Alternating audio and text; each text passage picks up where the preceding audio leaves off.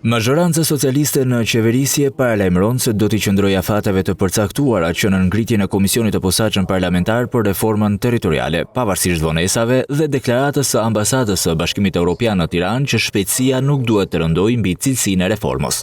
Me të njëjtën metodologji ne mund të mbasim edhe 4 muaj të tjerë, mbasi nuk kapin dot as 2031. Unë besoj që kushtet janë të atilla që realisht ne të kemi reformë cilësore. Ministri për Pushtetin Vendor Ervin Demo në një bashkëbisedim me gazetarët pranoi ecurinë ngadalë të Komisionit të Posaçëm. Pritshmëria ime ka qenë që Komisioni të ecë më shpejt. Ajo çfarë unë do dohet të nënvizoja është fakti që ne si qeveri qëndrojmë fort parimeve të transparencës për këtë proces.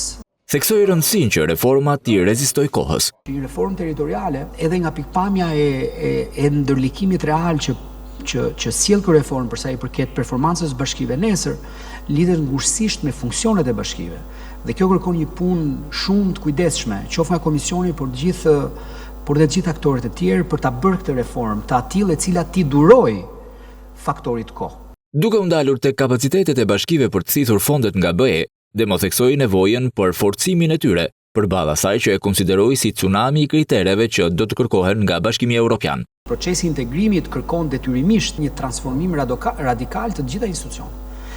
Dhe kur flasim për bashkitë, unë gjithmonë e përmend faktin që një tsunami është duke ardhur nga pikpamja rregullative dhe e përgjegjësive të reja dhe standardeve të reja që bashkitë duhet plotësojnë. Por paketën e maleve tha se është një nga format se si bashkitë të përfitojnë dhe rriten ekonomikisht, ndërsa paralajmëroi edhe kohën kur do të ngrihet Akademia e Pushtetit Vendor. Besoj do të finalizohet tashmë brenda muajit mars, siç kishim parashikuar, e gjithë struktura e cila do të jetë më pas e fokusuar pikërisht tek ato të cilat janë sfidat e pushtetit vendor.